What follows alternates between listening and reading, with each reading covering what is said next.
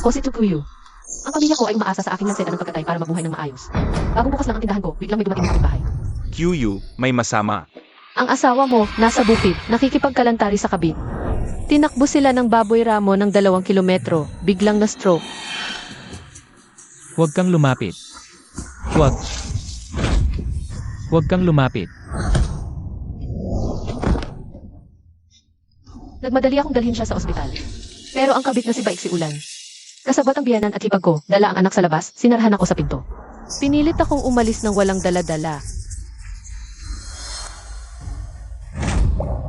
Tukuyu. Sino sa baryong ito ang hindi alam na ako ang kinakasama ni Chen Xiaoye? Ang anak na ito ay kanya. Ikaw. Pirmahan mo na ang annulment. Lahat ng ari-arian at lupa. Sa anak ko mapupunta. Isang manok na hindi makaitlog. Bakit ka pa nagpapakapilit na nananatili sa pamilya Chen? Umalis ka na sa pwesto ng tunay na asawa. Huwag mong hadlangan ako. Manang, kasalanan mo yan. Hindi ka kasi nagkaanak. Kapag nakipag-annul ka na, hindi kita pababayaan bilang hipag. Mukhang may bakante pa sa kubeta namin. Doon ka na lang tumira. CJ, pagbibigyan ko kayo. Sumasang-ayon ka. Kapag namatay siya, ako ang legal na unang tagapagmana. Ang anak mong galing sa labas, hindi man lang maisasama sa family registry. Huwag nang gamutin. Bubunutin ko na ito. Ngayon din ang oxygen tube ni Chen Xiaoyi. Papatayin ko siya. Ann. Ang aking ari-arian. Xiaoye, gising ka. Inaapi niya ako. Bawat sentimong ginastos niya sa'yo nitong mga nakaraang taon sa korte. Ibabalik ko lahat ng may tubo. Yung pwesto sa kubeta. Mukhang kayong tatlo ang magsisisikan doon. Ginamit ninyo ang bata para paalisin ako. Kung gayon, wawasakin ko ang lahat, mga bata at mana. Chen Xiaoyi. Tamang-tama ang pagka-stroke mo. Sakto, gamitin ko ang legal na katayuan ko bilang asawa para pag-isipang mabuti. Kung paano ililipat ang lahat ng ari-arian. Delikado ang pasyente. Kailangan agad operasyon. Ito ang consent form para sa operasyon. At ang bayarin sa paggamot, 58,000. Sino ang magbabayad? Ako ang magbabayad. May ipon ng aking anak. Tukuyu. Ilabas mo ang card. Nasa akin ang card, may patakaran ang bangko sa joint account. Kung lalampas ng 20,000 ang kukunin, kailangan personal na pumirma ang asawa. Di pumirma ka na. Ano ang hinihintay mo? Pipirmahan ko. Kanina, sino ang nagpapaalis sa akin sa pwesto? Sino ang nagpapatira sa akin sa kubeta? Sino ang nang-agaw ng mana? Asawa mo yan. Ikaw. Sabihin nyo, di raw ako naglalabas ng itlog, di karapat-dapat maging Chen. Ang kubeta lang ang lugar ko. Di kayo na ang bahala sa buhay ng anak ninyo. Magdesisyon na kayo kung magpapatuloy kayo ng ganyan. Talagang mapapahamak ang pasyente. Ang tagal kong nagtiis. Asawa kong taksil, may kabit. Ngayon, ang buhay mo ako ang magdedesisyon.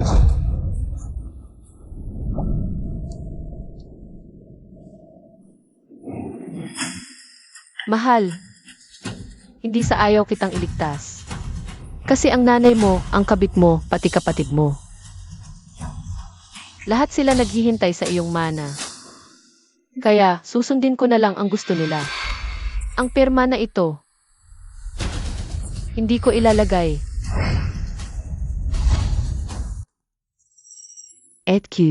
Ako, mali ako. Ako ang nalanghiya, ang kabit. Dapat akong mamatay. Pakiusap, pumirma ka na. Di pwedeng maalan ng ama ang batang ito. Taglagas. Ay naku, Hyue, kanina, masyadong matalas ang dila ni nanay. Pumirma ka na lang. Si Xiaoyi naman, asawa mo pa rin yun. Kahit isang araw na mag-asawa, parang 100 araw na pagkakaibigan. Pakiusap na ito ni nanay, Hyue. Ay, manang. Mga walang utang na loob kaming lahat dito. Pumirma ka na lang. Sa susunod kong buhay, magiging alipin ako para sa'yo. Chen Xiaoyi, ako ang nagkatay ng baboy para buhayin ang pamilya. Ikaw, harap-harapan kang nagpalaki ng kabit. Ngayon, ako naman ang nasa poder. Pwede akong pumirma, pero hindi ganyan kadali. At QU, kung pipirma ka lang, ipapangako ko. Hindi ko na siya makikita pa. Ako at ang anak ko. Lalayo kami ng malayo. Tama si Kyu. Narinig mo na ang sinabi ni Tsiulan. Ikaw ang mas nakakatanda at mas mabait. Pumirma ka na lang. Pag nagising si Xiaoye, papakiusapan ko siyang humingi ng tawad sa'yo. Nga, pumirma ka na lang. Kung hindi ka pipirma. Kumalat yan sa barangay. Ano na lang ang sasabihin ng mga tao? Wala kang awa, hindi ka tutulong sa naghihirap. CJ, narinig ko na lahat ng sinabi ninyo. Ang dokumentong ito, pipirmahan ko.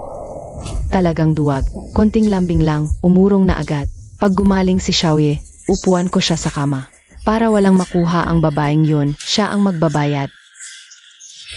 Gastusin ang pera niya para iligtas ang buhay ng anak ko. Sulit. Si Tukyuyoy, isang dayuhang magkakatay lang ng baboy. Kung wala ang kuya ko, wala siyang kwenta. Ang babae, hindi talaga kayang mabuhay ng walang lalaki. Kung mamatay si Chen Xiaoyi, ako ang unang magmamana. Kahit pa mailigtas siya, parang patay na rin siyang nabubuhay. Sa negosyong ito ng pirma, panalo ako kahit saan tingnan. Makakakuha pa ako ng magandang reputasyon bilang biyanang mabait. Gamutin. Dalian nyo. Natatakot ako sa chismis ng kapitbahay kung hindi ako magpapagamot sa kanya. Tutulungan nila akong durugin ang kabit at ibain ang pamilya Chen. Chen Xiaoye, buksan mo ng mabuti ang mga mata mo. Nagsisimula pa lang ang palabas.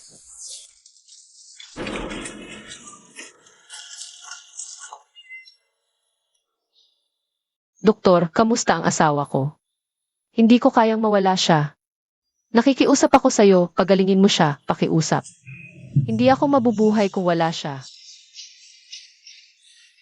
Ang hirap naman ng pinagdaanan ni Tukyuyo. Nagpalaki ng kabit ang asawa. Siya ang nagtatrabaho sa pagkatay ng baboy. Ngayon kailangan pa niyang gumastos para iligtas ang lalaking ito na taksil. Kung ako ang nasa kalagayan niya, binitawan ko na ang oxygen tank niya. Kanina, yung pamilya niya, lumuhod para pilitin siyang pumirma. Sino ba ang makakatiis ng ganun? Ate Kyu, huwag mong pilitin ang sarili mo ng sobra. Sabihin mo lang sa amin kung may problema ka. Tutulungan ka namin. To Kyu. Si Chen, paralitado na siya. Magamot ang stroke niya. Kailangan siyang dalhin sa pinakamagandang ospital sa lungsod. Maganda ang mga pasilidad doon. Malaki pa rin ang sansa na gumaling siya. Pero wala akong pera.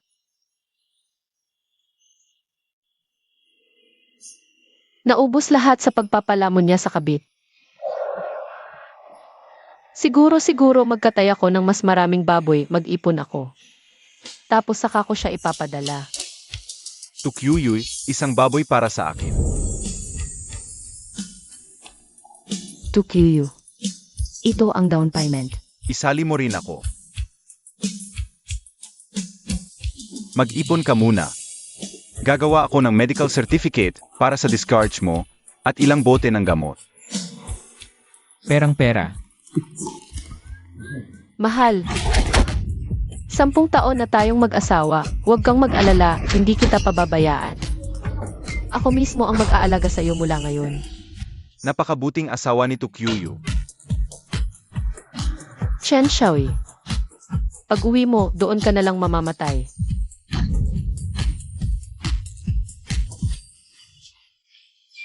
Tulong-tulong tayo, halika.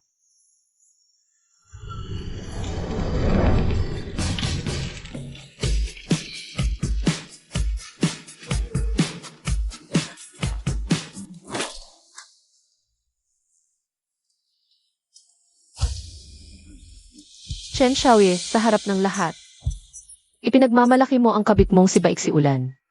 Pinahiya mo ako sa buong barangay. Naalala mo ba na darating ang araw na ito? Mabuti nga at lumpo ka. Dito ka lang humiga. Panoorin mo kung paano ko isa-isa. Singilin ang lahat ng utang mo sa akin, kasama ang tubo.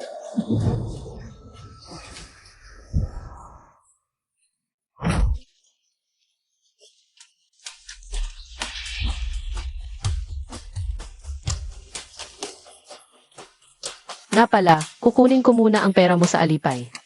Para hindi nagastusin ulit ni Baiksi Ulan. Ako. Nakita mo na ba? Matagumpay ang paglipat ng pera. Ang 1.8 milyong piso na yan, pera ng aming pamilya mula sa demolisyon. Dapat na itong ibalik.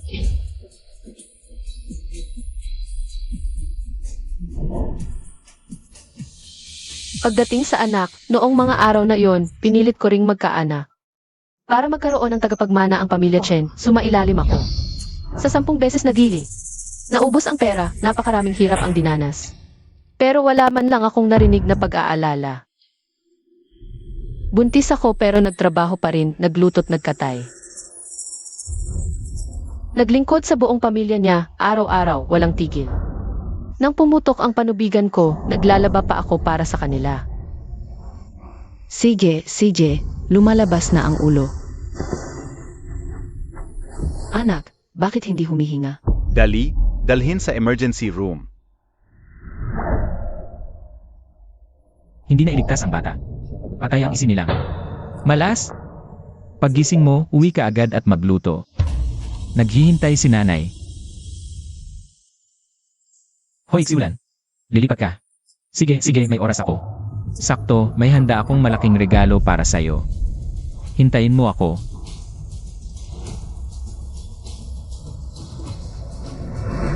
Noon, akala ko talaga malas lang ang buhay ko. Akala ko kasalanan ko sa pamilya Chen. Pero ngayon, nakikita ko na. Napakatanga ko pala. Dahil bulok ka na. Dapat itapon ka na. Pero ang hindi ko pwedeng itapon ay ang bahay na akin. At ang 100 ektaryang lupa. Sa akin talaga ang mga iyon. Tukyu. Walang hiya ka. Na-stroke na ang anak ko. Hindi mo pa inilipat ng ospital. Gusto mo ba siyang patayin? Totoo yun. Kuya ko ang pinakamayaman sa baryo. Milyon-milyon ang kayamanan niya. Gusto mo lang talagang mamulot ng aming kabuhayan. Ha! Mga inang to, sa pagkatay ko ng baboy na buhay ng ilang taon. Tumaba ng gusto, tapos ngayon, ako pa ang mamumulot ng kabuhayan? Ang milyon-milyong kayamanan na yon galing sa pamilya ko. Indignasyon sa demolisyon, dala-dala kong doon. Si Chen Xiaoyi, pera ko ang ginamit pang alaga sa karida. Kayo ang kumubra ng bahay at lupa ko. Ang tunay na mamumulot ng kabuhayan. Ay kayo, mamulot ng kabuhayan. Hindi pa nga ako nagsasalita tungkol sa pagmumulot niyo ng kabuhayan. Lahat ng pera ng anak mo napunta sa babaeng yon. Kahit ang mamahaling gamot na iniinom niya. Sa pagkatay ko ng baboy galing. 200. Hindi pa nga ako humihingi sa inyo. Akakwento mo. Ang yaman-yaman ng anak ko. Paano mapupunta lahat sa iba? Ha? Ikaw ang nagsisinungaling para lang maangkin lahat. Ito ang mga nakuha ni Baiksi Ulan sa iyong anak. Sa loob ng 2 taon, mamahaling bag, gintong pulseras. At isang maliit na bahay sa bayan. Lahat-lahat, 2,300,000. Lahat ng pera ng pamilya Chen napunta sa babaeng iyan.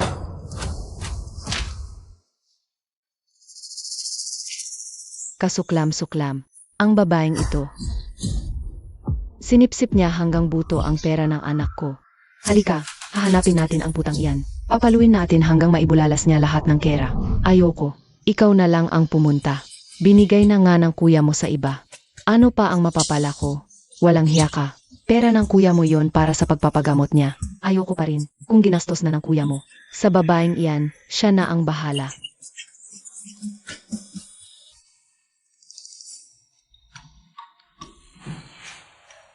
Heis.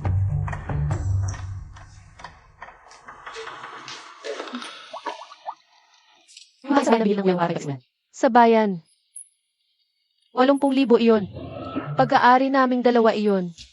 Kunin mo ang titulo. Hati tayo. Tama na, Nay. Ang babaeng iyan. Nangahas gumastos ng pera ng kuya ko. Hahanapin ko siya ngayon din. Kukunin ko lahat hanggang sentimo. Kung hindi niya ibibigay, hindi ako titigil. Halatang pera lang ang habol, nagkukunwari pang nagtatanggol. Sige, gagamitin ko ang mga kamay mong ito para gibain ang kabit. Ang sarap panoorin ang paghahampasan ng mga ito.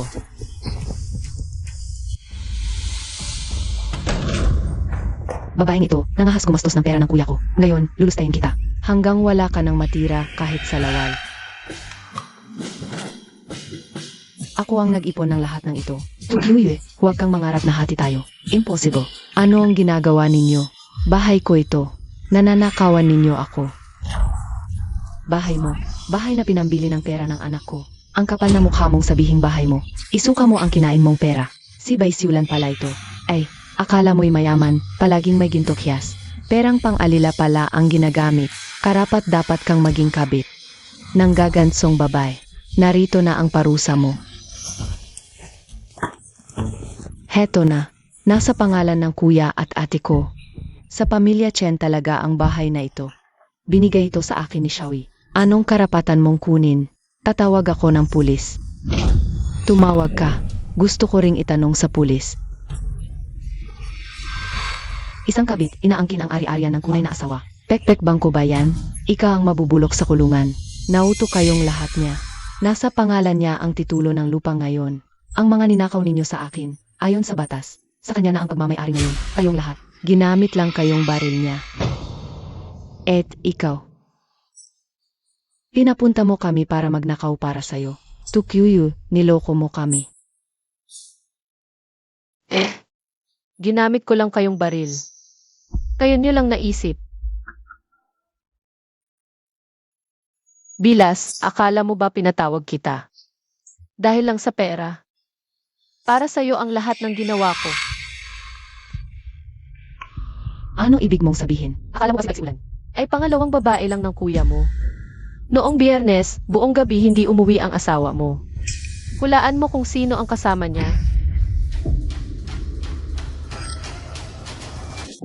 Kumuha siya ng abogado para sa diborsyo.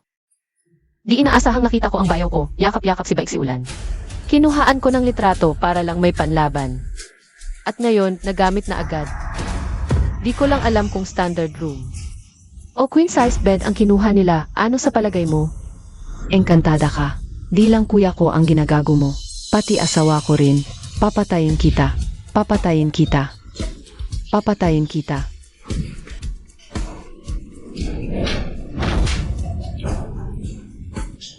Malanding hayop ka.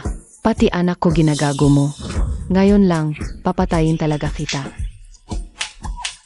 Ano silbi ng paghahampas sa kabit? Dapat malaman ng buong bayan kung anong klaseng hayop si Baiksi Ulan. Tingnan mo, Aling Li. Yung kasama ni Baiksi Ulan sa hotel. Parang si Mang Zhao yon, di ba? Yung hayop na yon, sabi niya sa akin, pupunta siya sa lungsod para mag-stalk. Di ko akalaing, pumupunta pala siya para makipagkita sa demonyong to. Aling Wang. Tingnan mo, sino to? Di ba't asawa ko yan? Si Mang Zhao. Baiksi Ulan, demonyong babae ka. Pati itong matandang kalbaryo kong 50 taong gulang, ginagago mo. Sampalin niyo.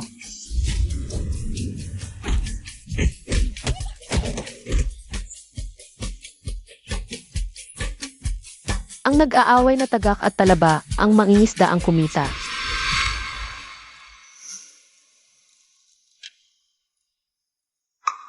Habang tinitingnan ko ang mukha ng batang iyon, biglang kumabog ng malakas ang dibdib ko, hindi ko maipaliwanag kung bakit. Basta pakiramdam ko lang. Sa pagitan ng mga kilay at mata, may pamilyar na dating. Bakit hindi humihinga ang batang ito? Dalhin agad sa emergency room. Hindi na iligtas ang bata. Patay na isinilang. Malas?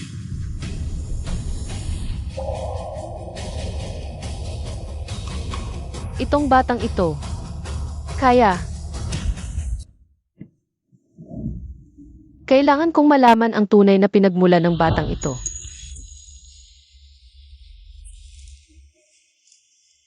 Yuyu, bakit ka nandito? Dr. Lai. Pwede bang humingi ng tulong para sa isang paternity test report? Ang pinagmula ng bata. Gusto kong malaman. Makukuha ang resulta pagkatapos ng 3 araw.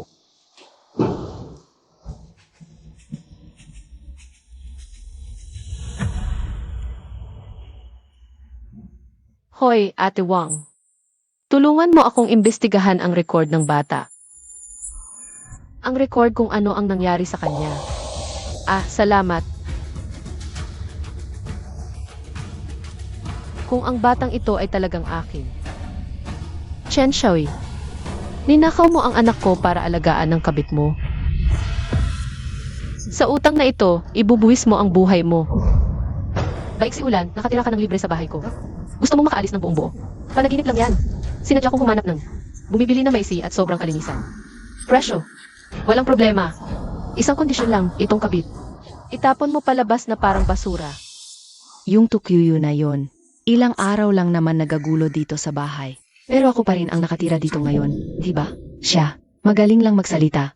Pero sa totoo lang, wala naman siyang magagawa sa akin. Ano nang ginagawa niyo?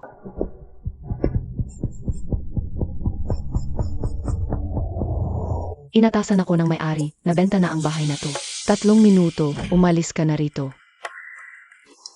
Gago ka. Binili ito ng asawa ko para sa kin.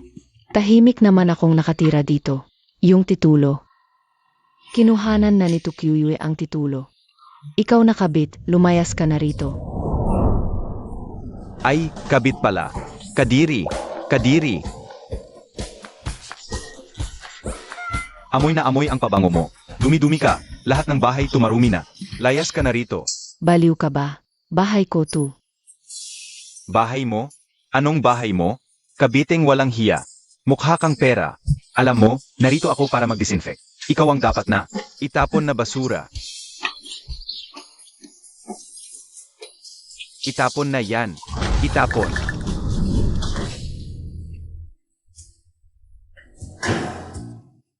Tukyuye, mamatay kang masama. Pumasok na ang 800,000 pesos sa account. Malinis na ang 800,000 pesos. Yung kabit, sa kalsada na matulog. Kadiri, Kadiri, lumayas ka na riyan, marumi. Huwag mong dudumihan ang pintuan ko. Anong klaseng tao ka? Kung hindi ka alis, tatawag ako ng pulis para dakpin ka. Dahil kabit ang nakatira dito, kailangan kong mag-hire ng profesyon na kumpanya para mag-disinfect. Nakakasuka. Ikaw. Napalayas si Baisiulan. Serves you right. Ganyan ang kapalaran ng mga kabit. Pwe.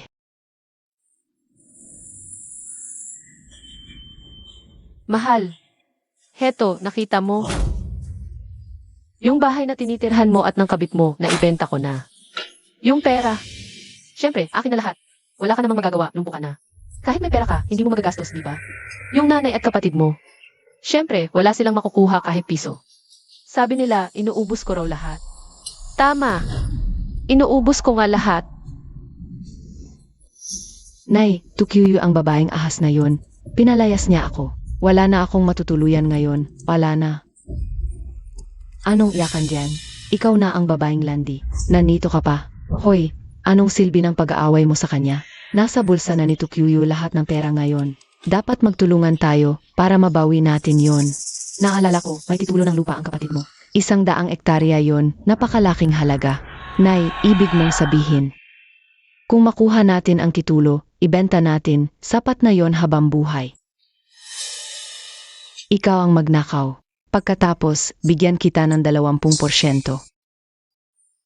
Kapag nakuha ko ang titulo, alis na ako. Bakit ko pa kayo paghahatyan? Ako na ang sasarili sa lahat. Nabuwisit na ang biyenan at hipag, nagkaisa na naman sila ng kabit. Akala ba nila hindi ko alam ang mga kalokohan nila? Pero hayaan natin sila. Mas masaya ang palabas kapag ganito.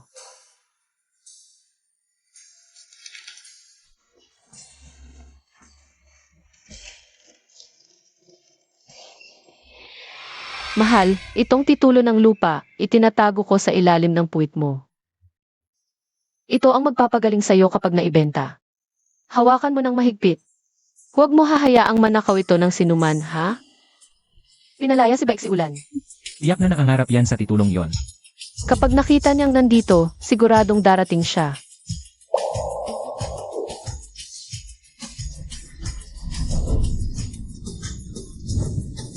Ay, ang init. Bibili muna ako ng prutas sa palengke. Hindi ko na isasara ang pinto. Wala namang mahalaga sa loob.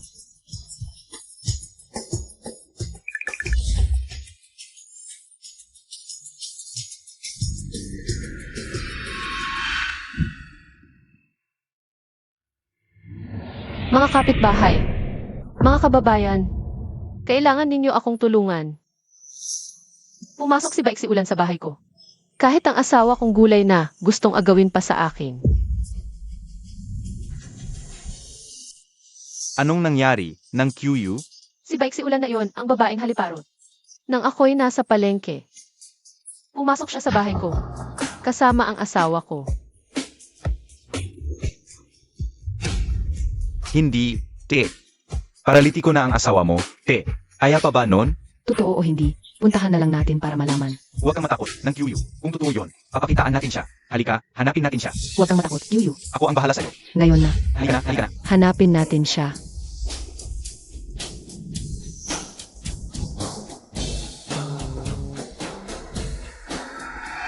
Nanay, ang tanga-tangang baisyulan na yon, pumasok na. Pag nakakuha na siya ng kitulo sa loob, kukunin natin sa daan. Tapos agawin natin ang kitulo, yung 100 ektaryang lupain. Sa atin na yon, hayaan muna siyang maging biktima. Kahit malaman man ni Tukyu, si Baisyulan pa rin ang kanyang kakalabanin. Wala tayong kinalaman dyan. Pag nasa atin na ang titulo, ibebenta natin at tatakas tayo. Sino ang makakahanap sa atin? Ara, hanapin natin itong Baisyulan na to. Nanay, paano kung mahuli si Baisyulan? Ano ang gagawin natin? Hulihin man siya, hayaan mo silang mag-away-away. Sakto, samantalahin natin para makapasok tayo ng palihim at nakawin ang titulo. Nasaan ang titulo?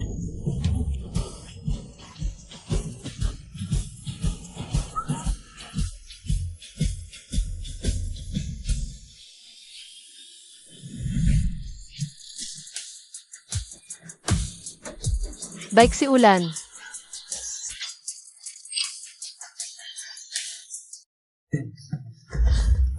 Nababaliw ka na ba? Lumpo na ang asawa ko, hindi mo pa siya tinitigilan. Hindi ako. Wala akong ginagawa. Wala. Bakit mo hinubaran ang asawa ko? At nagkukuskus balungus ka pa sa bahay namin. Grabe na ang mundo. Nakakapang-ahas na ang kabit. Sa tunay na may bahay. Lintek na demonyong malibog ka. Kahit lumpo, ginagago mo pa. Mas mapili pa ang mga asong babae sa baryo kaysa sayo. Putang inang babaeng malandi kang hayop ka. Kung hindi kita papaluin hanggang magdumi, hindi ako apelidong Wang. Suntukin mo siya. Sedge, suntukin mo. Sedge, sedge. Bago ako umalis, sinadya kong hubaran ang damit ni Chen Xiaoyi. Para mahuli ko siyang nakahubad. Bike si Ulan. Tawag dyan, nakakagat ng dilim, hindi ka makapagsalita. Akala ng biyanan at hipag ko, mag-aaway kami at sila ang makikinabang. Ha! Hindi ko sila pagbibigyan. Sasabay na rin sila sa gulo para makaganti na rin ako. Ay, di ba yon ang biyenan at hipag ko? Abala ho. Huwag nyo silang palabasin. Nanay, tao pa ba kayo? Ako ang nagpapatay at nag-aalaga ng baboy para sa inyo. Tumutulong ka pa sa kabit para sirain ang asawa ko. Mga kapitbahay, kayo na ang humatol. Matanda ka na't lahat, ang anak mo'y naglalandi sa labas. Nandito ang asawa niya, nag-aalaga sa kanya, tapos ikaw ang mag-iingay. Walang hiya. Nakatulog na si Baisyulan sa asawa mo, kasabwat mo pa siya. Napakawalang hiya mo. Halika't sama-sama nating bagbugin. Patayin natin siya.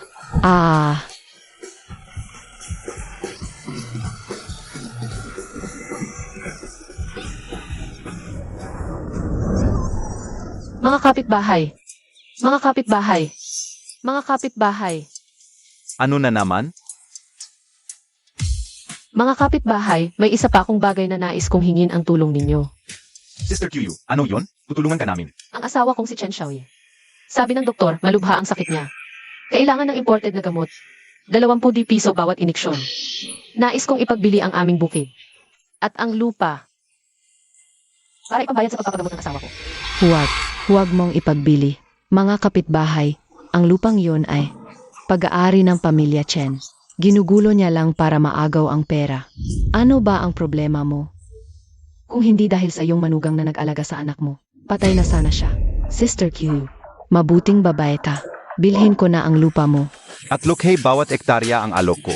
32. 32 ang alok ko. Matandang na lang kwenta. Si Q ay nagbebenta ng lupa para iligtas ang anak mo. Hinahadlangan mo pa. Kung magkapatuloy ka, tahiyan ko ang bibig mo. Mabuti. Mga kapitbahay. 30,000 bawat ektarya ang basehan natin, patas at makatarungan.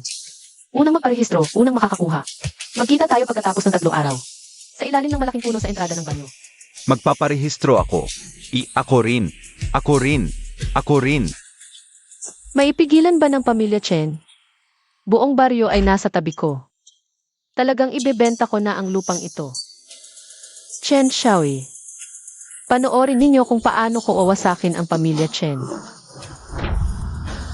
Ipinagbili ko ang bahay at 100 ektarya ng lupa sa mga kabarangay namin. Malaking tipid sa komisyon. Alam kong hindi papayag ang biyanan ko basta-basta na ipagbili ko ang lupa. Kaya sinadya kong sa puno sa may entrada ng baryo gawin. Para tulungan ako ng buong baryo na magbenta. Huwag pipirma. Lupa ito ng pamilya Chen, wala siyang karapatang magbenta. Tukyuyu, masamang babae ka. Talagang gusto mong patayin ang pamilya Chen, ano? Mga kabarangay, makinig kayo. Ang bahay at lupa na ito ay kay Kuya Shoye dapat. Ngayong lumpo na si Kuya Shoye. Gusto niyang ipagbili ng palihim. Hindi ba ito paloloko?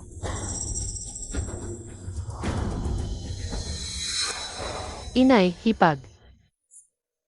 Baik si Ulan. Hawakan ninyo ang inyong konsensya at sabihin. Ngayong nakaratay si Xiaoye. Sino ang nagpupuyat at nagpapakahirap para ipagamot siya? Kayo, bukod sa pambabasto sa akin. Paghaharang at pagpipilit sa akin, ano pa ang nagawa ninyo? Ito ang resibo ng paggamot ni Xiaoye. Mahigit 20,000 ang nagastos, lahat ay inutang. Yung mahigit 5 milyong piso mula sa demolisyon. Naubos na niya at ng kabit niya. Natitira na lang ang 100 ektarya at bahay na ito. Kung hindi ko ito ipagbibili, saan ako kukuha ng pambayad sa gamot niya? Ngayong hinahadlangan ninyo ako. Gusto ba ninyong maagang mamatay si Xiaoye? Para makakuha kayo agad ng mana? Wala na ba kayong konsensya? Si Tukyuyu, ibinibenta ng bahay at lupa para lang sa asawa niya. Kahit ang tahanan at lupain ay handa niyang ipagpalit. Tapos kayo, gusto niyo pa makiatong? Mga hayop pa kayo? Ikaw, ang kabit, may mukha ka pang humarang. Nung inubos mo ang pera nila, bakit di mo naisip to? Isuka mo agad ang pera. Ama, mabuti nga na ibenta ang lupa. Ako ang bumili, gusto ko. Ikaw. Tandang-tanda, kung magulo ka pa, ipapulis kita. Inagaw mo pa ang ari-arian na manugang. Ipagasta. Hoy, paano ka nagsasalita? Mga kapitbahay, nakikita niyo ba? 10 taon na akong asawa ng pamilyang Chen. Nagtrabaho ako bilang magkakatay, wala akong kinuhang sentimo sa kanila. Ngayon, nakaratay si Chen Xiaoye. Ipinagbibili ko ang lahat para sa gamot niya, sila pa ang humaharang. Ngayon, sa harap ng buong barangay. Ibebenta ko talaga ang bahay at lupa na to, ang pera. Lahat yon gagamitin para ipagamot si Chen Xiaoye. Kung may magsabi na ninanakaw ko ito, ipakita niyo ang ebidensya. Ama si Tukyuyu, suportado ka namin. Tama. Sino man ang manggulo, palalayasin namin dito. Layas. Tukyuyu, ang bahay at 100 ektarya. Kabuwang 4 na milyon at 500,000 piso. 50,000 sa cash, 4 na milyon sa transfer. Salamat sa inyo, mga kapitbahay. Kayong lahat ang nagligtas kay Chen Xiaoye. Magaling ka, Tukyuyu. Yan ang tunay na mabuting asawa. Mga walang utang na loob na pamilyang yan, dapat lang malaman nila to. Tama kayo. Sinadya kong itago. Ang bahay niyo. Lahat akin na. Ano, hindi kayo payag? Magreklamo kayo sa kapitan. Magpulis kayo. Tingnan natin kung may maniniwala sa inyo. Tukyuyu, ikaw. Huwag kang gagalaw. Ayos, Tukyuyu. Hintayin mo lang. Kukunin ko ang kapitan para maghiganti. Makita natin kung sino ang huling tatawa. 4,500,000. Dagdag pa ang 80,000 mula sa naibentang bahay. Ang 1,80,000 nagaling sa alipay ni Chen Xiaoye. At ang 10,000 pribadong ipon ko sa mga nakaraang taon. Ngayon, naubos ko na ang kabuhayan ng mga Chen. Panahon na para ilisanin si Chen Xiaoye ng walang dala.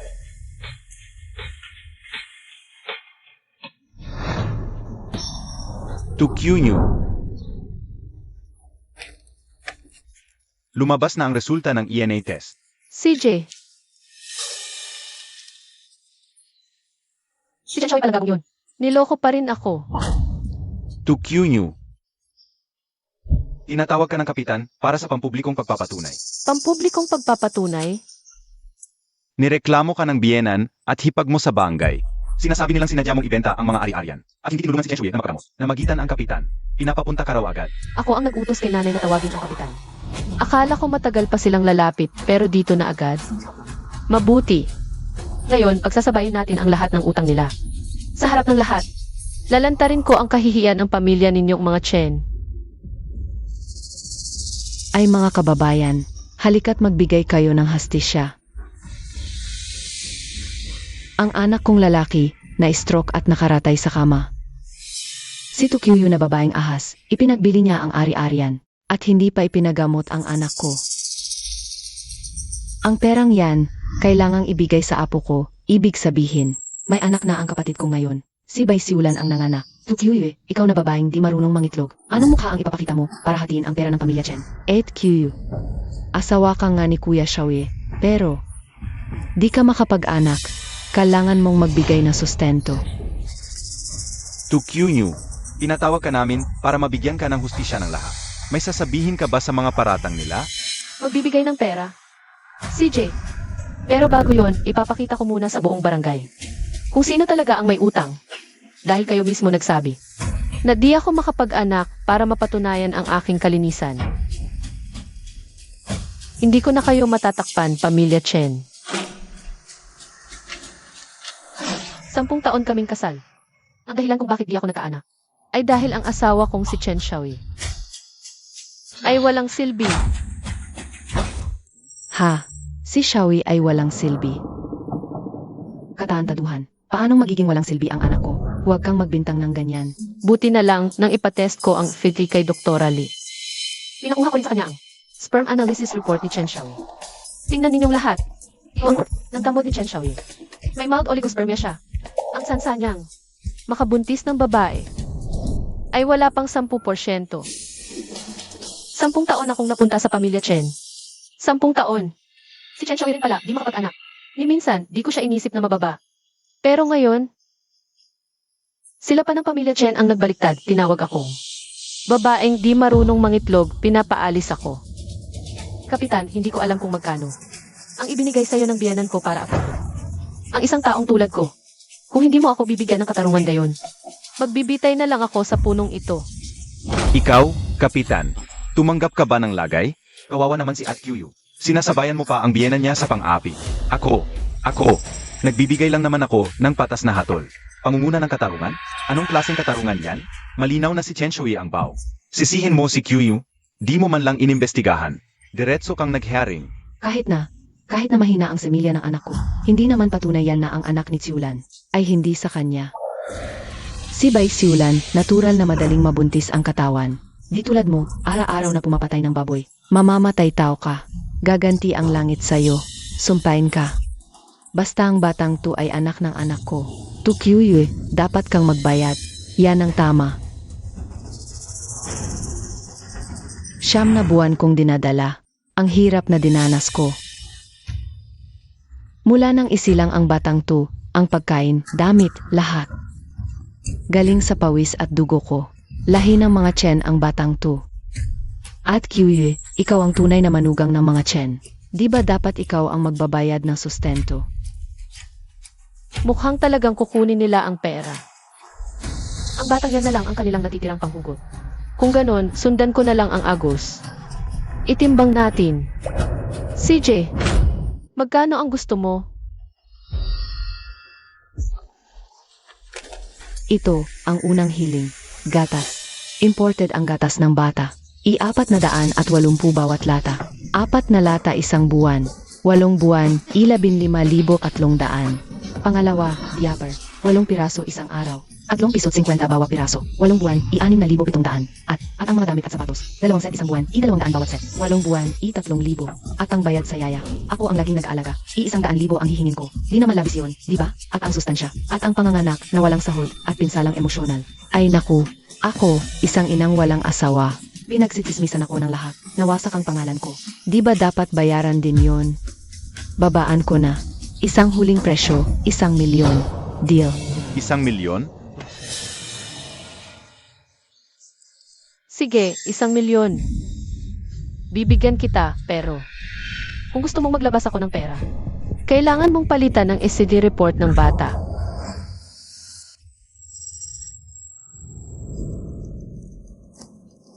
Anak, yung paternity test report, di ba? Panoorin ninyong lahat. Ito si Chen Xiaoyi. At ang paternity test report ng bata. 79%, 70%, tunay na ama. Ang batang ito ay tunay na lahi ng pamilya Chen. Nakita nyo na lahat, di ba? To Q-Yu. Anong masasabi mo ngayon? Bayaran mo na. Tama, 1 milyon, walang bawas. Ang hinihingi kong paternity report ay hindi kay Chen Xiaoyi, kundi sa kanya. Ano bang ibig mong sabihin? Ako ang nanganak sa bata. Alam ko kung sino ang ama. 10 buwan kong dinadala ang batang ito. Ano bang problema? Kung magpapakilala na sa angkan, dapat malinaw ang lahat ng usapan. Kunin mo ang paternity report ngayon din at agad-agad. Ililipat ko ang pera. Nga, Baitsiulan. Nandito na tayo, isang report lang naman yan. Hindi maliit ang 1 milyon, makatarungan lang na patunayan. Tama. Kung ganyan katakot, baka naman. Hinablot mo lang ang bata sa iba. Kunin mo na ang paternity report. Huwag mong hayaang mawala ang 1 milyon. Ako. Siyempre, hindi niya maipakita ang paternity report. Kung ayaw gawin ni Baitsiulan, ako na ang gagawa. Tingnan ninyo. Ano ang nakasulat dito? Ikaw ang tunay na ina ng bata. Ayon sa eksaminasyon, si Tukyuy ang biological na ina ng bata, napatunayang ina at anak. Ito, Impossible. Impossible yan. Tukyu. Suklam na babae ka. Nagdaya ka. Nagdaya ako. Huwag siya nawala ng kasulat ng habis easily. Sa lungsod, may puting papel, itim na tinta at ulang selyo. Hindi ka naniniwala? Pwede tayong magpa-examine sa lungsod. Ako ang magbabayad. Baitsiulan. Hindi mo ba sinabi sa akin na anak mo itong batang ito? Bakit ngayon, anak na pala ng hipag ko? Ako. Mukhang ang tanging lahi ng pamilya Chen ay galing pa rin sa akin, si Tukyuyu. At wala akong pakialam kung mahiya ka, sasabihin ko sa iyo. Ako si Tukyuyu, nag-aalaga at pumapatay ng baboy. Ganito ang katawan ko, madaling magdalang tao. Danas ko na ang hirap ng 10 beses na ang sakit ng pagkuha ng itlog. Danas ko na ang hirap ng 10 buwang pagbubuntis. Akala ko ba, para sa iba pala ang pinaghirapan ko. Kinuhang lihim ni Chen Shaoyi ang bata, sinabing patay ang sanggol. At ibinigay kay Baitsiulan para alagaan. Ang pag-agaw sa anak ko. Ipaghihiganti ko iyan. 10 taon akong nagtrabaho ng matapat sa pamilya Chen. Si Chen Shaoyi, hindi lang siya walang utang na loob, ng babae pa siya. Samantalang mahina ako pagkatapos mga anak, sinabi niyang patay ang sanggol. At ang anak kong pinaghirapan sa loob ng 10 buwan. Ibinigay niya sa karida niyang ito para alagaan. Ang buhay ko, napakasakit talaga. Hindi ako. Ano nang pinagsasabi mo? Hindi ganyan. Kayo. Makinig kayo, ipapaliwanag ko. Nay, kahit papaano, ako ang nag-alaga sa bata ng ilang taon. Ako, ano nang kinalaman ko diyan? Ikaw ang nagnakaw ng bata. Ano nang kinalaman ko? ayos ka, Baitsiulan. Ang anak na pinaghirapan ni Kyuyu sa loob ng 10 buwan. Kinuha mo. May konsensya ka pa ba? Ganoon na lang. Pag nanakaw ka ng anak ng iba. At nanghihingi ka pa ng 1 milyon. Walang hiya ka. Kapitan, kailangan mo akong tulungan. Hindi ko alam kung paano ibigay ng buong Baitsiulan. Para mapilitan kang gawin ito at ako'y pahirapan. Ano, nakuha mo na ang pera tapos itatanggi mo na? Ikaw, anong sinasabi mo? Kailan ako tumanggap ng pabor sa kanila? Ako ay nagbibigay lang ng makatarungang hatol. Makatarungang hatol. Eh bakit palagi sa bahay mo ang biyanan ko? Nandoon hanggang hating gabi. Yan ba ang makatarungang hatol?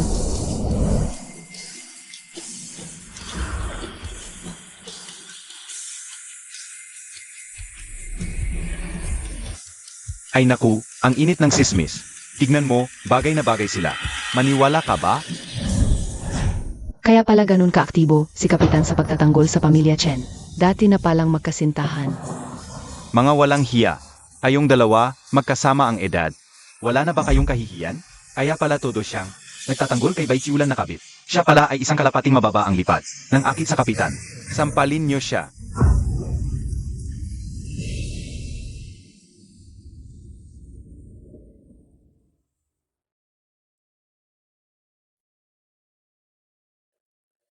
Anak.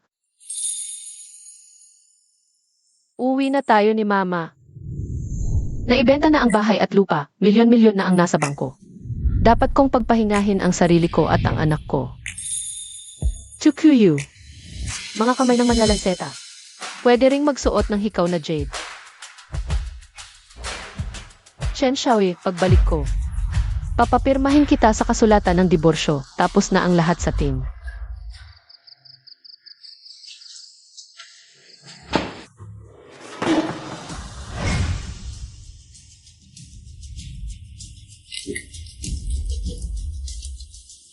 Ikaw, gumaling ka na sa pagkaparalitiko.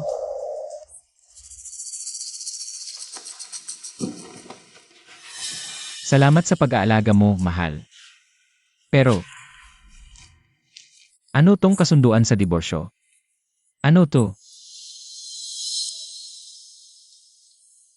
QU. 10 taon na tayong mag-asawa. Ako ang mali noon, gago ako.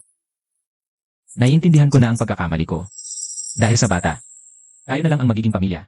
Magkasama tayong 3. Yung usapang diborsyo, huwag na nating pag-usapan pa. Ikaw isang babae. Ang nag-alaga sa akin ng mahabang panahon. Araw-araw nasa labas, nasa init at ulan, nagkakatay ng baboy.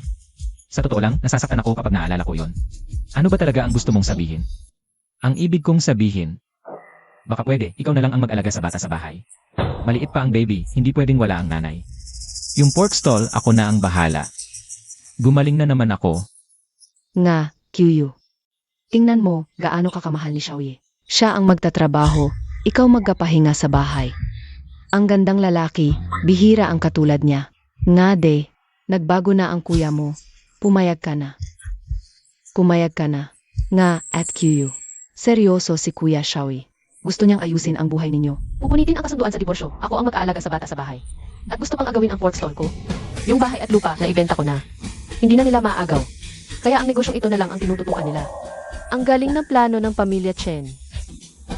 QU, mula ngayon, ako na ang bahala. Sa inyo ni baby. Tama ka, mahirap talaga ang 10 taong ito para sa akin. CJ, gawin natin ang gusto mo. Ako na ang mag-aalaga ng bata, ang pork stall. Ay, ipapasa ko na sa'yo. Ayon, yan ang totoong manugang na gusto ko. Dapat noon pa ginawa yan. Ha ha ha. Sabi ko na nga ba, si Tukyu na yun. Utak karinderya, 3 salita lang ayos na.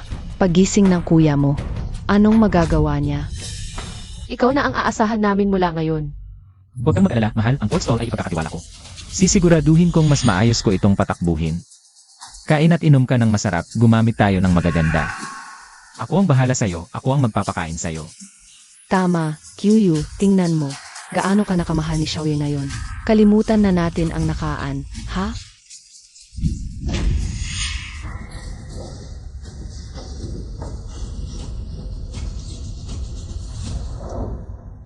Ang plano ko talaga, pirmahan ang divorce papers, kunin ang pera at umalis. Tapos na ang lahat sa kanila. Pero ito sila. Sinubukan pang agawin ang tanging pinagkakakitaan ko, ang pork stall. CJ, kung gusto ninyong i-push ako sa gilid, sasabayan ko kayo. Hoy, Kuya Leopardo. Gusto kong i-mortgage ang pork stall ko. Chen Xiaoye, gusto mo ang stall ko, di ba? CJ, kunin mo rin ang utang na kasama nito. Ay, et you. Nandiyan ka na. Nasa loob si Kuya Leopardo, naghihintay. Si Kuya Leopardo ang kilalang tambay sa baryo. Noong hinahabol siya at nasugatan, ako ang nagligtas sa kanya. Pagkalipas ng maraming taon, hindi pa niya nakakalimutan ang utang na loob. At Yui, nandito ka na. Eka, opo ka, opo. Akyang, magtimpla ka ng tsa. Yung 3,000 piso. Pera 1 onsa. Bilisan mo. O, opo ka, opo. Narito ako ngayon para sa isang bagay lang. Gusto kong mortgage sa'yo ang pork stall ko. At Yui, sabihin mo sa akin ang totoo. Yung mga Chen ba? Nanggugulo na naman sa'yo? Bigyan mo lang ako ng senyas. Dadalhin ko ang mga tao, mamayang gabi, at babaliin ko ang mga binti niya. Ang gulo at dahas, panghuli yan. Ang gusto ko, si Chen Xiaoye. Ang lumuhod at magmakaawa sa harap ng lahat. Heto, ang titulo ng pwesto ng karning baboy. At ito ang kopya ng business permit. Gawa ka ng kontrata ng sangla. Gusto ko, mabaon sa utang ang pwestong ito. Pagka umaga, pag inako ni Chen Xiaoye ang pwestong ito, papuntahin mo ang mga maniningil. Ayos. Ang galing talaga. Ikaw talaga, at Yui. Ang talino mo. Haha. Pagkatapos, ilalapag ko itong kontrata. Sa harap niya. Kontrata ng sangla. Kontrata. Pwede ko itong pirmahan, pero pagkatapos ng lahat, susunugin ko ito. Sa'yo pa rin ang pwesto. Kuya Leopardo, tinutulungan mo lang ako ng walang kapalit. At Yui, iniligtas mo ang buhay ko noon. Ang utang na loob na yon. Tatandaan ko habang buhay. Ang problema mo, problema ko rin. Ganito na lang, kung talagang nahihiya ka.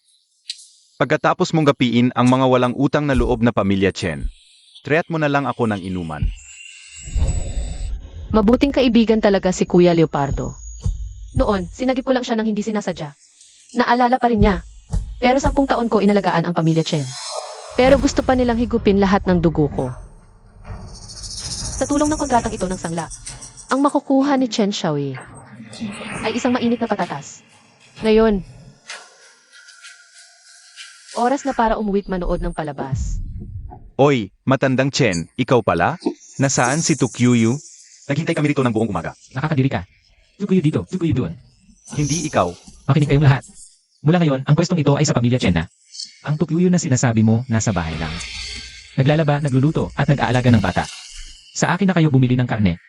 Mga tito tita, si Kuya Shai na ang bagong may-ari rito. Suportahan niyo siya. Ano ba yan? Ang kapal ng mukha ng kabit. Nagbubulahan pa rito. Anong sinasabi mo? Pork belly, 40 piso bawat kilo. Ano? Kahapon, 18 lang kay Tukyuyu. Ngayon, 40 na. Ginto ba ang balat ng baboy mo? O ginto ang karne? Nagnanakaw ka na ba? Nababaliw ka na? Ano ngayon kung magnakaw? Kahapon. Ngayon, ang pwestong ito ay kay Chen Xiaoyi na. Ay, mahal daw. Kung mahal, umalis kayo. Marami pa namang bibili. Mga dukha, kung wala kayong pambili, huwag kayong bumili. Ang pwestong ito ay sa anak ko na. Kahit ipakain niya sa aso, ang karne, hindi niya ibebenta sa murang halaga sa mga dukhang tulad ninyo. Bakit ka nang insulto? Bigyan mo ako ng isang piraso. 1 kalahating kilo, huwag kang kikilos. Ilapag mo, ilapag mo. 8 kalahating kilo, binibilang mo bilang 1 kalahati. Kung hindi ka magbenta, huwag magbenta. Paano ka nagsasalita? Iano naman, kung may lakas ka, magsumbong ka. Tama, baka naman, pwede kayong humingi ng tulong kay At Kyuyu. Nga pala, yang Tukyuyu na yan, nasa bahay lang nag-aalaga ng bata. Hindi makalabas. Sasabihin ko sa'yo, kung ayaw mong bumili, huwag. Ang karne ko, kahit ipakain ko pa sa aso, hindi ko ipakakain sa inyo. Mga pulubing to. Mga asong yan. Kung hindi dahil sa kanin ni Kyuyu, sariwang tinda, sino ang makakagusto sa basura mong tinda na to? Hindi lang naman isa ang nagbibenta ng karne sa barangay natin. Ana, hindi tayo bibili dito. Kapag nag-craft kayo ng karnen, babalik kayo at magmamakaawa. Tama. Mas magaling ang yabang, mas masakit ang bagsak. Yang tangang Tukyuyu na yan. 10 taong naghirap, pinaamoy ang karne sa buong barangay. Yung karne ng iba, hindi nila nasanay. Babalik at babalik din yan sa wakas. Gusto pa niyang makipag-agawan sa amin. Ang mga babae, hindi mabubuhay ng walang lalaki. Pagising ng kuya ko, wala na siyang magagawa. Kuya Xiaoyi. Kapag nakapag-ipon na, palalayasin natin ang babaeng pagod na yan. Ako na ang mag-aalaga ng bata rito. Ayos ba? Ayos! Pagkatapos mong lumipat dito, palalayasin na natin siya. Si Tukyuyu, kahit isang pusing, huwag niyang asahan na madadala. Dayuhan lang naman yan. Kung hindi siya marunong magkatay ng baboy, paano siya makakapasok sa pinto ng pamilya natin, mga Chen? Ngayon, wala nang silbi. Parang bola na lang, sipain palabas. Hahaha. Tumawa ka. Pagkatapos mong tumawa, iiyak ka na. Ano ba kayo? Lahat umalis diyan. Umalis nga kayo, sig. Wasakin na tong pwesto. Ay teka, Kuya Leopardo, bibili ka ba ng karne?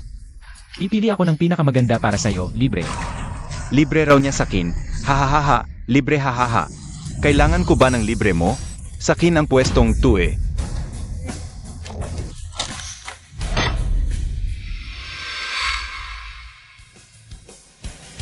Impossible. Kailan nangyari yon?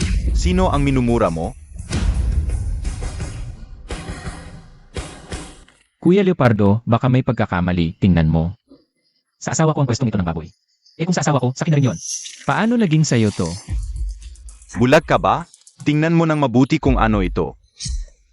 Impossible to. Kailan niya? Ngayon, ang pangalan ng pwestong ito ay Leopardo. Kung ayaw ninyong umalis dito. O kaya, Huwag kang maghasik ng gulo. Tatawag ako ng pulis. awagan mo. Ngayon din.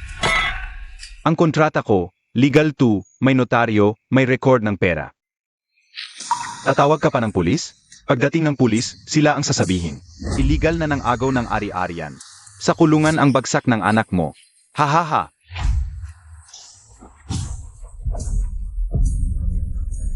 Kuya, ano na ang gagawin natin? Tawagan mo na si At. Agad.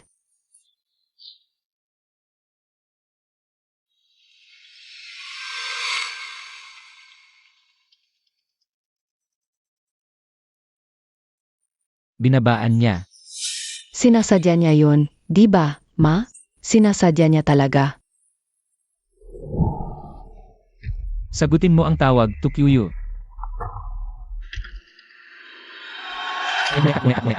Kyuyu, naririnig mo ba ako? Hoy, sino to? Hoy Kyuyu, ako to. Nandito si Kuya Leopardo sa pwesto. Sabi niya sa kanya ang pwesto. Ano ba ang nangyari? Ah, yun ba? Di ba kayo ang pumilit sa akin noon na pumirma para sa operasyon? Naubos na ang pera, kinain ninyo ng kabit mo. Kung di isasangla ang pwesto, saan kukuha ng pambayad sa ospital? Ano? Nagpagaling ka na tapos magkakaila ka na ngayon? Swerte niya, iniligtas siya, tapos ninakawan niya ng pwesto. Pwe, walang utang na loob. Ang kabit, ang yabang lang alam. Nakakahiya. Tutu, Kyuyu, pumunta ka muna rito. Ipaliwanag mo kay Kuya Leopardo, ikaw. Ano ang ipapaliwanag ko? Ikaw ang nagsabing magpapakain sa amin. Ikaw na ang bahala. Binabaan ko na. Sandali. napag-usapan na ba? Ang mahal ng oras ko ngayon. Mamaya, babayaan mo ang 500,000 na utang mo sa akin ngayon. Oh, Kuya Leopardo, bakit 500,000? Hindi ba 200,000 lang? 200,000 ang hiningi niyang pambayad. Pero kayong mga ito, ilang araw ng iligal na gumagamit ng aking ari-arian. Hindi ba dapat bayaran ang nawalan kita dahil sa pagkaantala? At ang multa sa paglabag sa kasunduan. At ang bayad sa pinsalang emosyonal. At ang bayad sa pagod namin magkakapatid. Hindi ba lahat yan pera? Isasama-sama na natin, pakyawan na 500,000. Bayaran mo. May iba pang paan. Ipagkatiwala mo sa akin at sa mga kapatid ko ang dalawang ito. Ipagkatiwala mo sa amin ang dalawang babaeng ito. Pag nabayaan mo na ang utang mo, ibabalik ko sila sa'yo. Ama ba? Halika na, mga dalaga. Kuya Leopardo, alam ko na ang pagkakamali ko. Hindi namin dapat sinakop ang inyong gamit. Aalis na ako ngayon, pwede ba? Ganun lang? Magmano ka. Magmano ka hanggang sa ako mismo ang masabihan mong tama. Mabuti nga yan. Pinagmumura niya tayong mga dukha kanina. Tuloy. Ilan lang yan? Lakasan mo. Kapat dapat.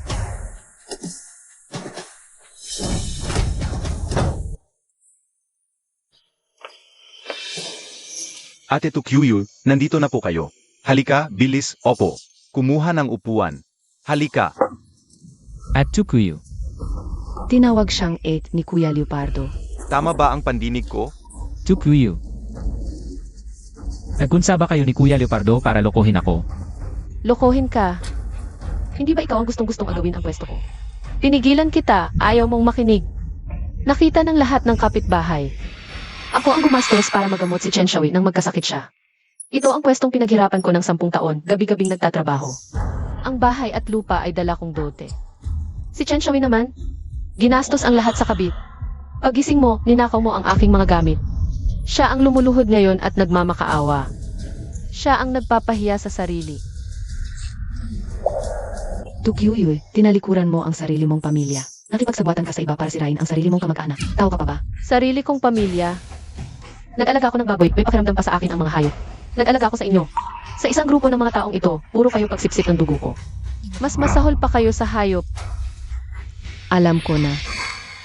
Tiyak na, nang nakaratay si Xiaoye. Nagsiping na kayo ni Kuya Leopardo, di ba? Candy, bakit ba niya ginagawa to para sa'yo? Aba, Tukuyu, ikaw pala. Ikaw at ang batang to, niloko niyo ako. Ninakaw niyo ang pwesto ko. Hintay ka lang. Isusumbong kita. Isusumbong kita sa pangaliwa. Isusumbong kita sa panloloko.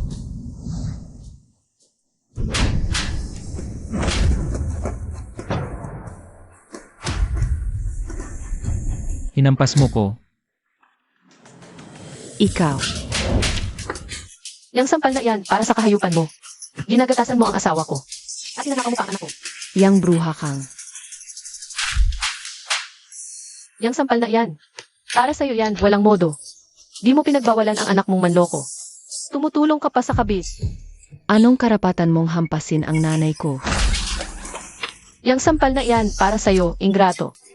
Kinain mo ang aking pinaghirapan. Tapos ako pa ang sinisisi. Tukuyu, ikaw. Yang sampal na yan, para sa kawalang utang na loob mo. Chen Xiaoyi, 10 taon kitang pinalaki, pinagkakitaan ang pag-aalaga at pagkatay ng baboy. Nang magkasakit ka, isinangla ko ang pwesto para ipagamot ka. Ngayong gumaling ka na, ang unang-una mong ginawa ay agawin ang pwesto ko. Gusto mong ipahamak ako. Naku, Ate QU, kawawa ka naman. Grabe naman ang pang-api ng mga to. Pwe, mga ingratot kabit, kayo lang ang magaling. Di ba? Sinasabi pang si Kuya Leopardo ang bully. Kayong mga Chen ang tunay na bully. Sex, sampalin nyo. Papatayin kita. Yan ang dapat sa'yo. Nakakainis ka lang talaga.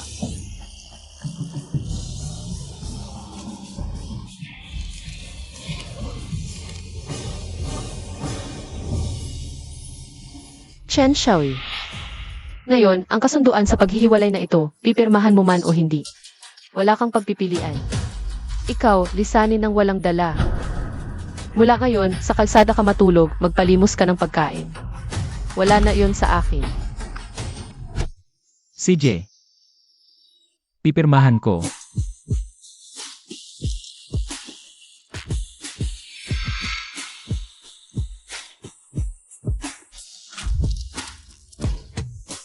Kuya Leopardo, salamat sa pagod. Walang anuman.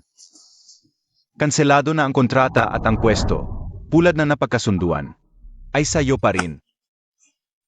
Lahat ng narito ngayon, makinig kayo. Mula ngayon, ang mga usapin ni Ate Yui ay usapin ko na rin. Narinig nyo ba? Narinig nyo ba? Tinatanong ko kayo. Opo, narinig na po. Ano pang hinihintay nyo? Umalis na kayo.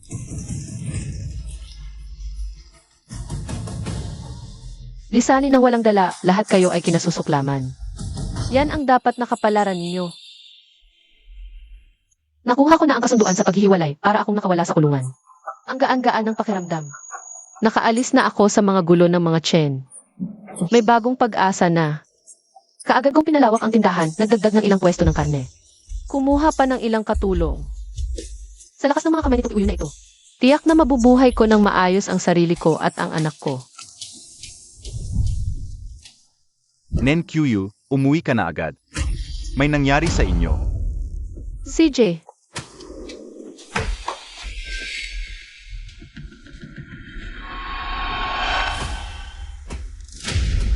Umuwi na ang misis, huwag munang magpahinga. Lutuan mo muna kami. bilang ko hanggang 3, ngayon din, lumayas kayo. Nakakalungkot naman ang mga sinasabi mo. Saan ako lalayas? Dito ang bahay ko. Bahay mo. Maliwanag na nakasulat sa kasunduan sa paghihiwalay. Lisanin mo ng walang dala, hindi ka ba marunong bumasa? Ayaw mo pa rin umamin? Tukyuyu, anong klaseng salita yan? Hiwalayan man, pero yang anak mo, apo rin namin. Ng pamilya Chen. Dito rin titira ang apo ko balang araw. Ngayon, kami ang nagbabantay ng bahay para sa apo ko. Tama siya, et QU. Si Kuya Xiaoye naman, tunay na ama ng bata. Natural lang na mag-alaga ang tunay na ama. Gusto mo bang mawalan ng ama ang anak mo? Ang anak ko. Hindi kailangan ng amang naghahanap ng kalapating mababa ang lipad. Et, hindi ko nagustuhan yang sinabi mo. Para rin sa ikabubuti mo ito. Tingnan mo, mahirap mag-isa sa bahay na mag-alaga ng bata. Tama, eto na si kuya, bumalik na. Si nanay naman, makakatulong. Si Atsulan, makakasama rin. Magkakasama na ang pamilya. Kumpleto na. Ang ganda, di ba? Akala ko pagkatapos pirmahan ang kasunduan tapos na ang lahat.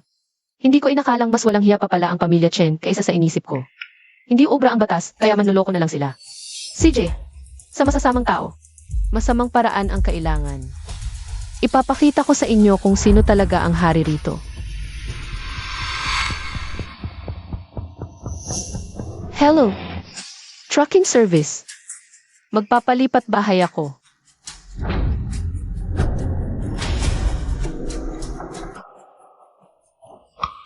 Kuya Xiaoye, siya ba?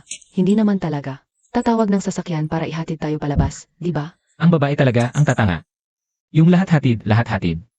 Panghatid lang yan ng mga gamit, appliances, mga bagahe sa paglipat. Nakita mo na bang may lahat hatid na naghahatid ng tao?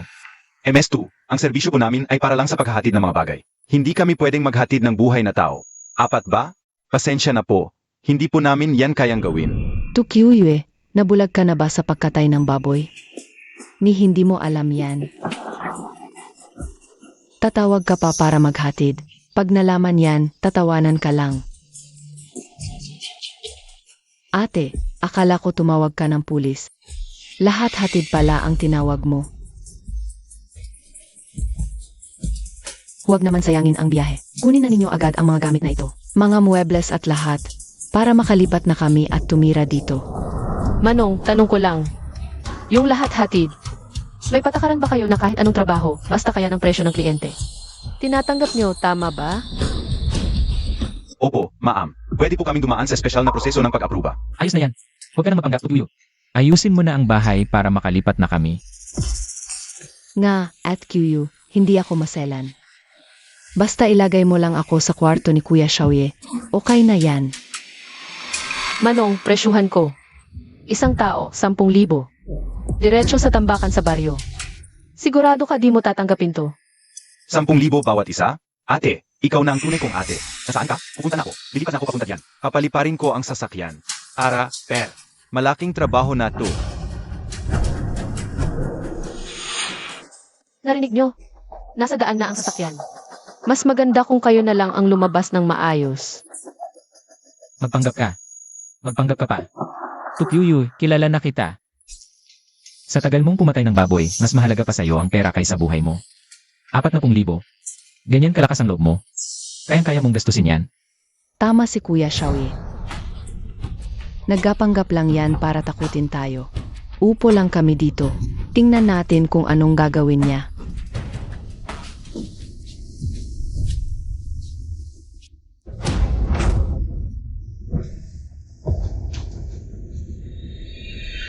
Kung ganon, wala na akong pakundangan pa. Kunin ang 4 na to. Tol, ikahon at iload sa truck. Dalhin sa basurahan. Hoy, teka muna. Tignan nyo ng mabuti. Tao kami, hindi basura. Subukan yung hawakan. Yan. Yan ay iligal na pagkakakulong. Tatawag ako ng pulis. Ginoo, legal ang order ko. Nakasulat sa note ng kliyente. Espesyal na malalaking bagay, linisin. May recording at video, lahat ayon sa batas. Tawagan mo ang pulis. Six, tulungan kita tumawag sa isa tandang bawas 0. Mas mabuti pa, makita ng pulis. Pumasok kayo ng walang paalam at gumamit ng kanyang pera. Paalis kayo. Anong batas ang nilabag namin? Niloloko lang kayo niya. Siya. Wala siyang ganyang kalaking pera. Tama.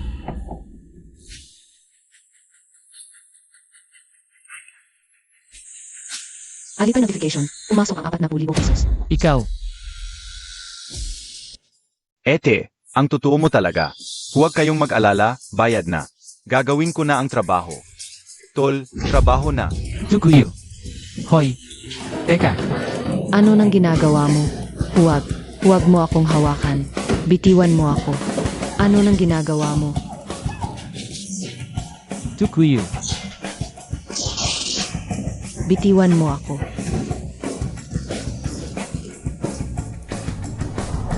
Pera ni Chen Xiaoyi para ipadala ang 4 na tambak ng basura. Sulit na sulit ang ginastos. Matapos silang mapaalis, agad kong isinumbong sa buong barangay kung paano nila inagaw ang bahay ko. Nagalit ang mga kapitbahay, pinalaya silang 4 sa barangay. Pinagbawalan silang muling tumapak doon. Mula noon, ang pamilya Chen ay naging daga sa kalye. Sinisigawan at pinagtutulakan ng lahat. Pumunta sila sa katabing barangay, humingi ng tulong sa kamag-anak. Nang marinig ng kamag-anak na sila ang paparating, agad na isinara ang pinto. Naghanap ng trabaho sa bayan, walang gustong umupa sa kanila. Sa huli, nangingalkal sila ng pagkain sa basura at natutulog sa ilalim ng tulay. Samantalang ako, may pera at anak. Pinalago ko pa ang negosyo ng karnehan. Ang buhay ko, grabe, ang saya-saya. Nasaan si Papa? Wala tayong papa, anak. Pero kaya ka ng mama. Buhayin ng maayos, mag-isa lang. Samahan mo ngayon si mama sa trabaho, no? Sige, subo pa. Bato, papel, gunting. 2 kilong tadyang. Sige.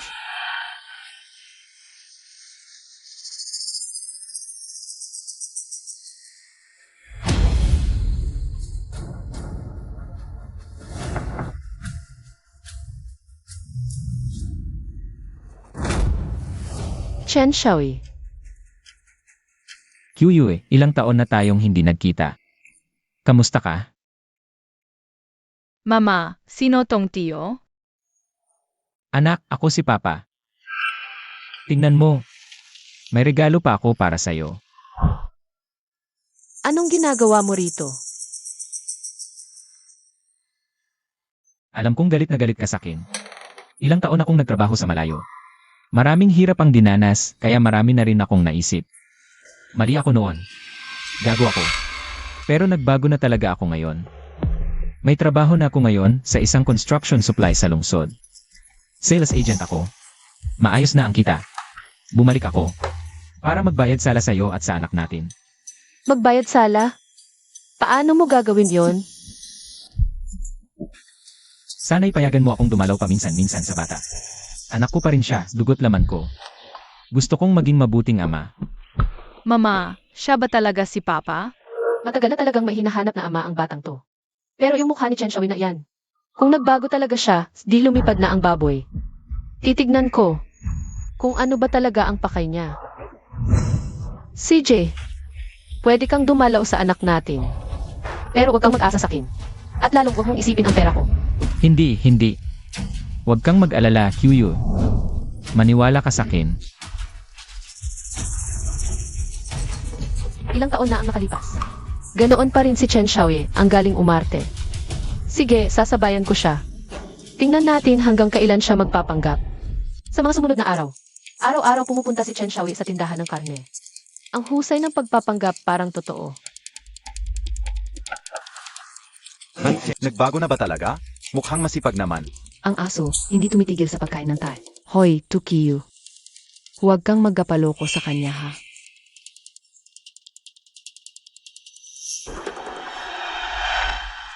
Tatay, turuan mo akong magbisikleta. Sige na. Sige, bukas bibilhan kita ng bisikleta.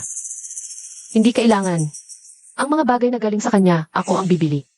Yuyu, bakit ba tayo nagkakaganyan? Ako ang tunay na ama ng bata. Chen Shaoyi, mas ganyan ka. Mas lalo kitang pinaghihinalaan. Abangan ko kung kailan mo ilalabas ang iyong totoong kulay.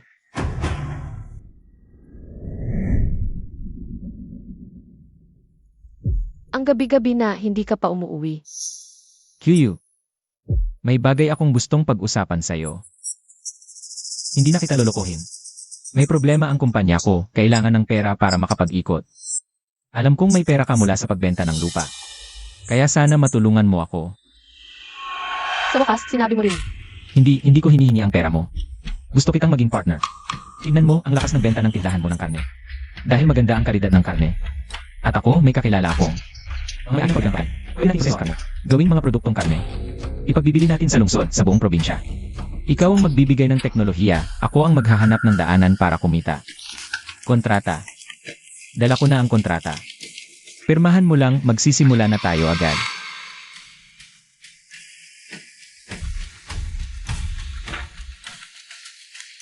Ang ibig mong sabihin, ikaw ang tao, ako ang pera.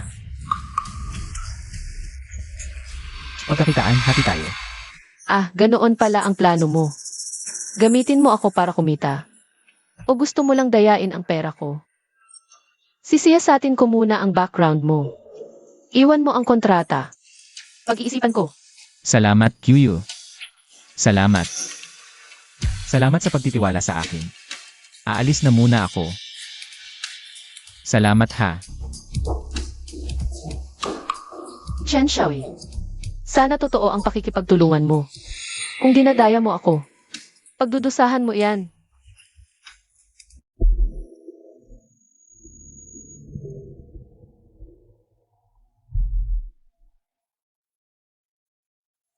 Kyuyu, nakuha ko na. Shell company lang yun.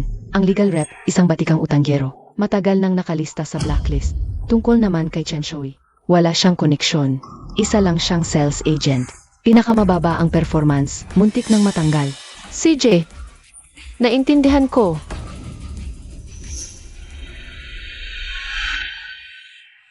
Shell Company peking kontrata. Gusto akong lokohin ni Chen Shaoyi para makapasok ang pera niya. CJ, sasabayan kita hanggang dulo.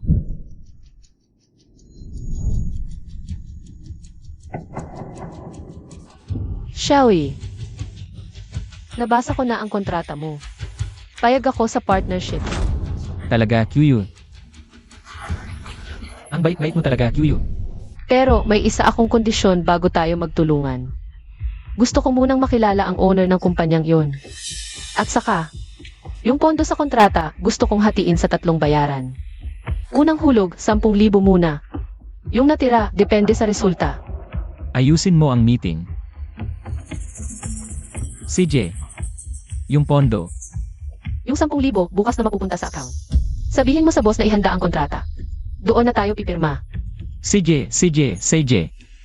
Aayusin ko agad. Chen Shaoyi, gusto mo ng drama?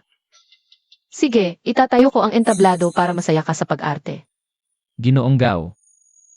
Paumanhin po sa paghihintay. Yuyu, siya po ang sinasabi kong Ginoong Gao. Malaking negosyante po ito. Marami siyang pabrika. Ginoong Gao, ito po ang aking partner. Tukuyu. GNG, matagal ko na po kayong naririnig. Madalas kayong banggitin ni Xiaoye sa akin. Sabi niya, magaling kayo sa lanseta ng pagkatay at maunlad ang negosyo. Ang ating pagtutulungan ay talagang pagsasama ng dalawang lakas. Ayan, Yuyu, dinala ko na ang kontrata. Tignan mo, malinaw na nakasulat dito. Ikaw, maglalabas ng 5 milyon para sa 4% na pagmamayari. Ginoong Gao ang magbibigay ng pabrika at makina, ako sa bentahan. Handa na ang lahat. Ang kulang na lang ay ang pirma mo. Kapag napirmahan na, magsisimula na tayo agad. Tignan mo, Kinabukasan, ang Ginoong Gao na dinala ni Chen Shaoyi. Makintab at formal ang ayos, pero halatang hindi matinong tao. Siya naman, parang walang malay. Akala niya, siguradong panalo na siya. Tukiwiwe, buong buhay mo, pagkatay lang ang inatupag mo. Nabobo na ang utak mo sa katayan. Kapag napirmahan mo na at dumating ang pera. Ako at si Ginoong Gao, tatakbo na kami. Huli na ang lahat. Mukhang hindi naman matalino ang babaeng ito. Siguro, madali lang siyang lokohin. Kapag nakamit na ang milyon-milyon, wala nang problema sa buhay. Tukiwiwe, anong masasabi mo? Kung wala namang problema, pumirma ka na. Bilisan natin, ha? CJ, pipirmahan ko. Tukiwiwe, alam kong may isip kang umintindi. Heto ang ballpen.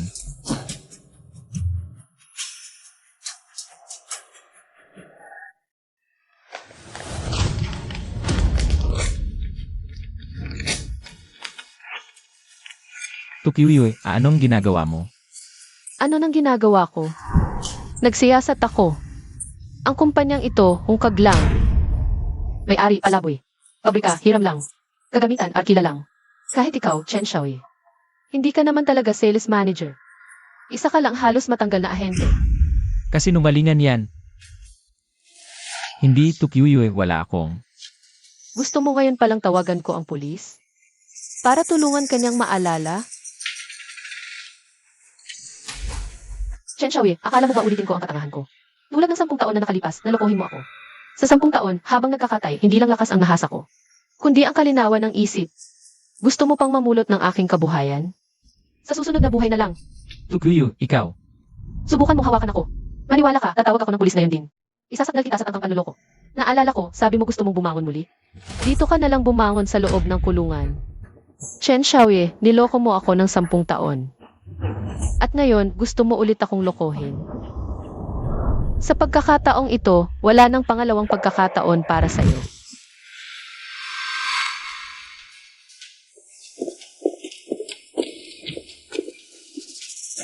Bakit hindi siya napaiko? Yung tao na yun. Sinyasat niya ang background ko. Alam na niya ang tungkol sa kumpanyang hungkag. Alam na niya ang lahat. Ano na ang gagawin natin? Yung utang natin sa sugay. Magiging due na sa susunod na buwan.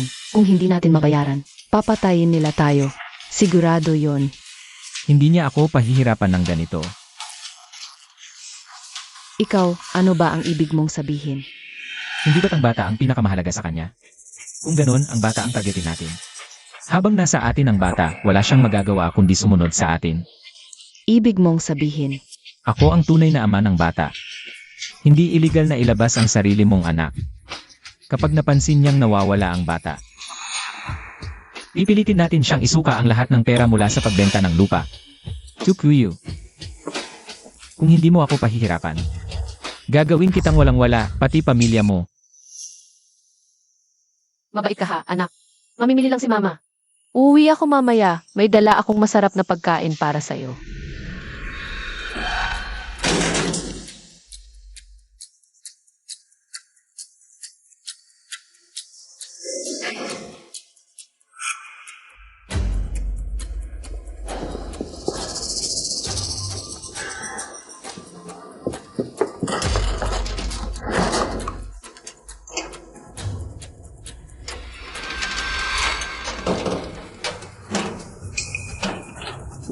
Kunin mo na ang bata, ako na ang magmamaneho.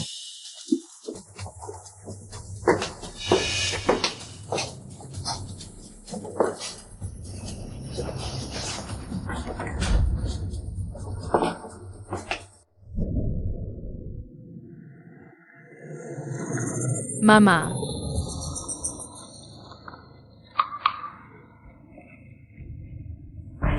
Sino ka? Huwag kang matakot, anak.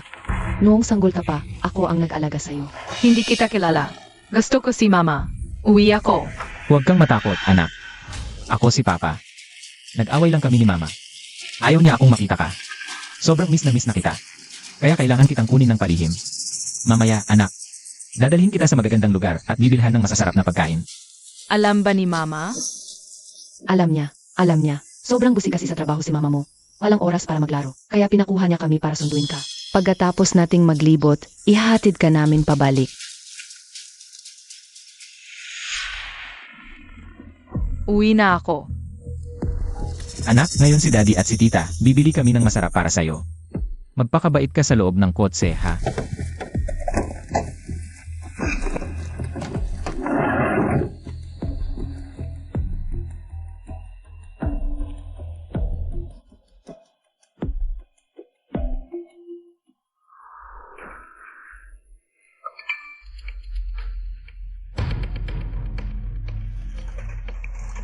Ano?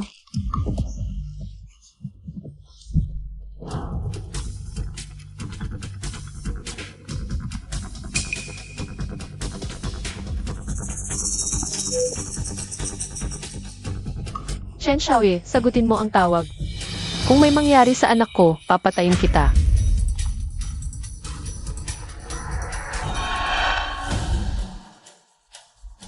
Chen Xiaoye, hayop ka. Nasaan ang anak ko? Tukyuyu, paano mo nasabi? Ang mga salitang yan? Natatakot talaga ako, baka hindi ko mapigilan ang sarili ko. At gumawa ng kung ano-ano, Tukyuyu. Huwag. Huwag kang padalos-dalos. Sabihin mo muna sa akin kung nasaan ang bata. Ano man ang gusto mo, papayag ako. Sinabi ko na 1,000,000. Kung mag-aantay ka pa, hindi ko masisiguro kung anong mangyayari. Ikaw, Ngayon, maghihintay lang tayo hanggat maibigay niya ang pera. Tapos, gagastahin at sasayangin natin yon. Ang galing-galing mo talaga, Kuya Xiaoyi. Ay naku, naumay na ako sa init. Tara na't mamasyal sa mall. Tara, anak, nasaan ka na? Anak, mabait ka. Makinig ka kay mama. Huwag kang matulog. Nasaan ka? Anak,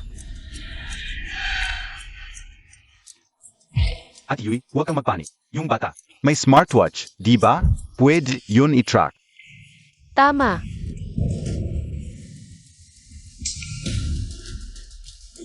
Alam ang tinala ni Chen Xiaoyi. Ang bata sa ilang, walang signal. Alagang salot, sariling anak, kayang gawin yan. Ngayong napakainit, paano kung may mangyari?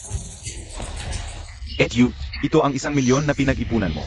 Nanghiram ako ng kaunti, tapos idinagdag ko sa pera mo. Sakto lang. Ibibigay mo ba lahat to sa kanya? Ipadala.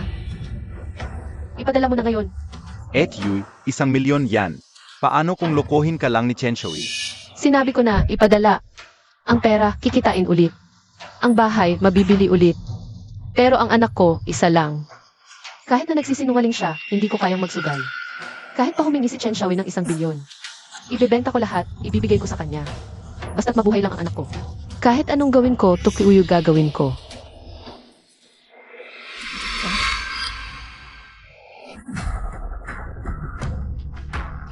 Chen Xiaoyi, na-transfer ko na sa'yo ang 1,000,000. Kung maglalaro-laro ka pa, hindi ikaw ang kukuha ng buhay ko. Ako ang kukuha ng buhay mo. Na-receive na. 1,000,000, totoong 1,000,000. Kuya Xiaoye, yaman na tayo. Yung takang babaeng si Tukyuyu, 1,000,000. Yaman na ako. Kuya Xiaoye, tayo. Tumakas na tayo, dala ang perang to. Tira sa mansyon, bili ng mamahaling kotse. Di na tayo titira sa ilalim ng tulay. Nga, padalhan mo na agad ng lokasyon ng bata. Si Tukyuyu, para tumigil na siya sa pagme-message. Nakakainis na. CJ.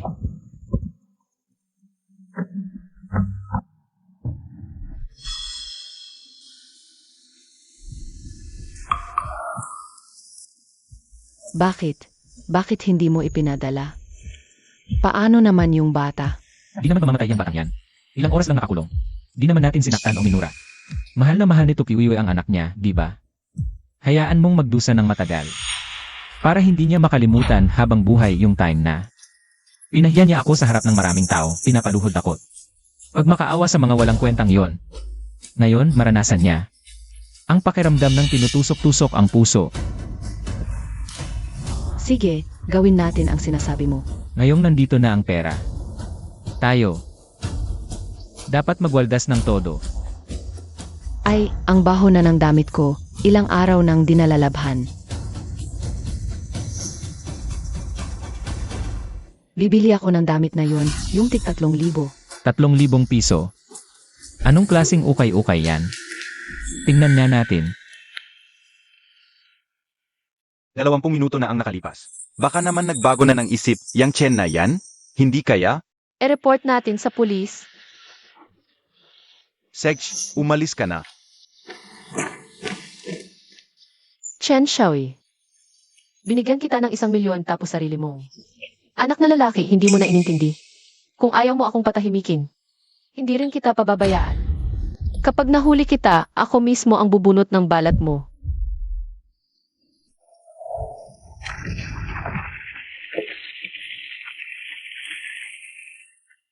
Ma, nasa barangay na ako, nagsasaliksik. Uwi na ako sa ilang araw. Huwag mo na akong madaliin, ha? Anak, maayos na buhay ang mayroon ka bilang anak ng pamilya Lu. Bakit mo pa pinipilit magnegosyo sa liblib na lugar? Kung hindi kita minamadali, uwi ka ba talaga? Pakinggan mo, pagbalik mo, sasama ka sa akin para magpa-arrange date. Nasa gitna ng kawalan tayo, imposible namang. May nakatambay na van dito.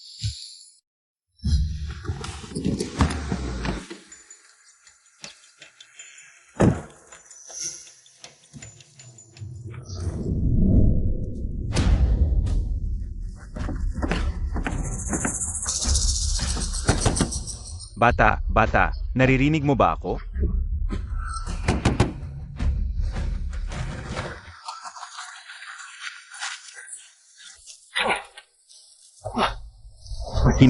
Hindi masira ang salamin. Ibayan mo, anak, tibayan mo.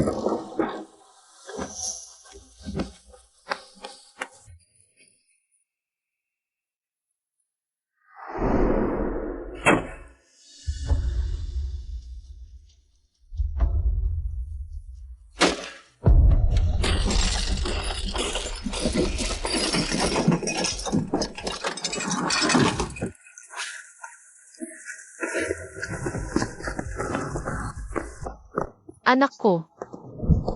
Bata. Umusog kayo. Dalhin na agad ang bata sa ospital. Bilis, bilis, bilis.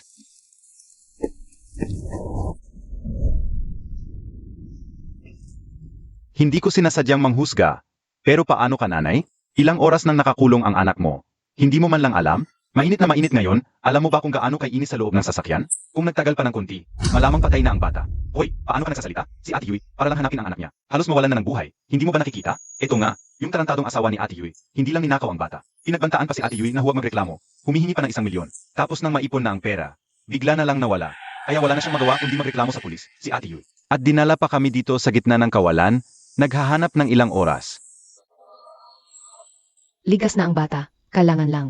Bantayan ng ilang araw.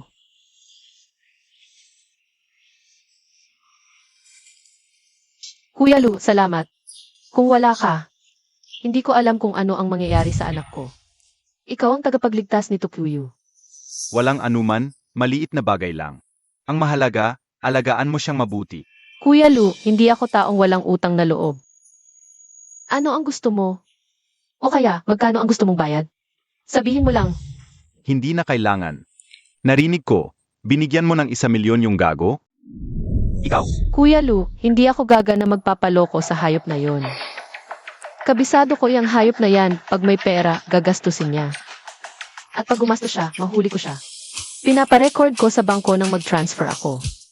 Kahit saan siya mag-withdraw o gumastos. Mahahanap ko siya. Anak ko, kukunin ko. Pera ko, ibabalik sa akin.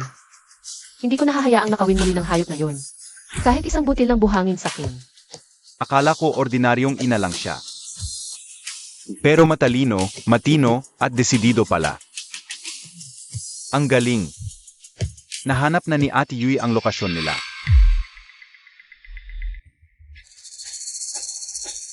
Ito, pati ito. At yung buong hanay na to, lahat to, ipak mo. Ma'am, ang buong hanay ay 880K. Sigurado po ba kayo?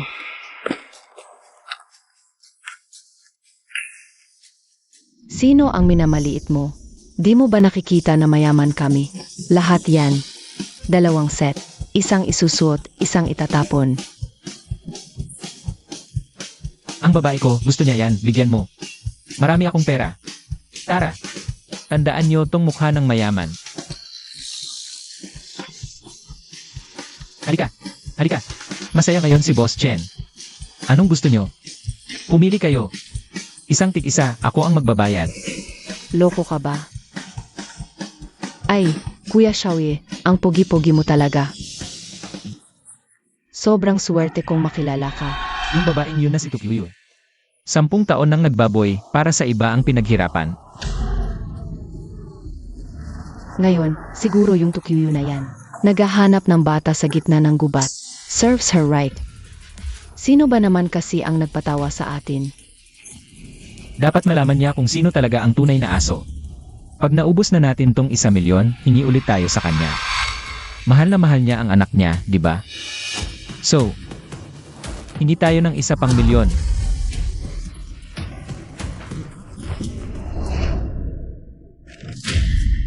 Sino yan? Huwag niyo ko istorbohin. Pulis kami. Kayong dalawa. Sinasangkot sa kaso ng pagdukot ng bata. Sumama kayo sa amin. Chen Xiaoyi. Baik si Ulan ang katapusan ninyong dalawa. Ay, narito na. Dukot? Anong dukot? Anak ko yon. Anong batas ang nilabag ko? Anak mo, ipinagkulong mo sa kotse ang batang 3 taong gulang. Sa ilalim ng tirik na aw ng ilang oras. Malubha ang heatstroke at dehydration. Muntik nang mamatay. Laro lang ang tawag mo diyan? Hindi po, Teng, may biglaan lang akong lakad. Umalis lang sandali. Paano ko malalaman ang magka-headstroke siya? Kasalanan niya. Hindi niya ako pinapakita sa anak ko, kung hindi ko maiisip. Ang ganitong paraan. Tama. Sa totoo lang, Kuya Xiaoye, ang tunay na ama ng bata, si Tukyu. Anong karapatan niyang ipagkait ang bata kay Kuya Xiaoye? Ano to? Dinadaya mo ang karapatan ng ama na makita ang anak. Sa totoo lang, siya ang dapat ikulong. Tignan niyo mga kapitbahay. Yung babaeng to, hindi ako pinapakita sa anak ko. Namimiss ako ng anak ko. Wala akong magawa kundi kunin. Ang anak ko ng palihim para makapaglaro. Ito ang nangyari. Ipinakulong pa ako. Nanay ka ba talaga? Chen Xiaoyi, mukhang hindi ka talaga uiyak hanggat hindi nakikita ang kabaong. Sige, ibabaon kita ng tuluyan. Para mabulok ka sa kulungan, walang kalayaan magpakailanman. Tukyu. Kung wala kang 1,000,000, hindi ko masisiguro kung anong mangyayari. Sa anak mo, Hayop ka talaga. Pati sarili mong anak, ipinagpapalit mo sa pera. Kanina pa nagkapanggap na biktima, sos. Gago ka. ito, gawa-gawa lang. Paano nyo napaniwalaan to? Huwag kayong maniwala. Peke yan. Bukod sa mga text na yan, mga record ng perang pinadala. Naipasa ko na lahat sa pulisya. 1,000,000, Chen Xiaoyi. Hintayin mong mabulok sa kulungan. Chen Xiaoyi, Bai Chulan. Dahil sa pagdukot at panloloko. Arestado na kayong dalawa. Lahat ng ginastos nyo, ibabalik nyo kay Tukyu. Dalhin na. QU. QU. QU, nagkamali ako. Patawarin mo ako. Pwede ba? Siya lahat. Babae itong ito. Siniraan ako sa'yo, QU. Alam ko na ang pagkakamali ko, QU. Lalaki ka. Sarili mong gulo, bakit ako nadamay? Nadawit pa ako. Kilala kita. Sumpa, malas talaga ako sa'yo. Igilan nyo na ang drama. Dalhin na. QU. QU. Recording, bank records, gastos, lokasyon. Hindi ako lumalaban ng walang bala. Chen Xiaoye, nanggambalain mo ang anak ko. Akala mo kumain ka ng laman ko.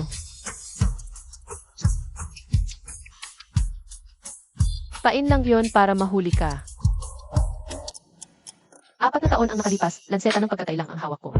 Isang lalaking taksil at isang bata. Namuntik ng maagaw sa akin. Pagkatapos ng 4 na taon, may negosyo na ako. May ngiti na ang anak ko, tiwala ng buong baryo. At isang tunay na partner na iginagalang ako. Gustong mamulot ng aking kabuhayan ni Chen Xiaoye. Ni isang subo, hindi ko siya pinaubos. At pinalisan ko siyang walang dala habang hawak ko ang lahat ng pera. Ngayon, para gumawa ng mas malaking bagay, inalok ako ni Luzing na maging partner. Sa pagtatayo ng meat processing plant. Pumayag ako. 3 taon na ang lumipas. Lumalago ang pabrika, lumalago rin ang negosyo. Ang pangalan ko, Tukyuyu. Hindi na lang limitado sa 10 maliit na baryo. QU. Chen Xiaoyi at ang kaso ni Bai Chiulan, na-decide na, nabigo ang apela nila. Hatol, habang buhay na pagkabilanggo, sila na lang mabulok sa kulungan. Dapat sa mga basurang tulad nila. Mabuti nga kung mamatay sila roon. Oy, narinig ko, yung nanay at kapatid niya, wala nang maasahan. Namamalimos na lang sila para mabuhay. Asal ni Akyu, alang-alang lahat ng nawala, Kadiri. Kahit tirang kanin, ayaw ibigay sa kanila. Kahit tirang pagkain, hindi sila pinapakain. Haha! Ano tawag diyan? Yan ang tawag na karma. Wala na akong pakialam sa kanila. Ang iniisip ko na lang ngayon ay ang negosyo at ang anak ko. Yung ibang bagay, hindi na yan karapat-dapat sa oras ko. Boss, tumaas ulit ang kita natin ngayong araw. At nakapirma pa tayo. Malalaking kontrata mula sa ibang bansa. Abot na sa abroad ang brand natin. Pupunta na sa ibang bansa ang tatak natin. Kayang mabuhay ng mag-isa ang isang babae at maging araw sa sarili niya. Ako mismo ang liwanag ko. Hindi na kailangan ng iba. Anak, tingnan mo. Ito ang bagong pabrika natin. Anong masasabi mo? Ang galing ni Mama. Mula sa isang lanseta ng pagkatay hanggang sa isang pagawaan. Mula sa inaapi ng pamilya, naging dahilan ng pag-unlad ng baryo. Ang buhay ko, si Tuki Uyul, ngayon palang nagsisimula.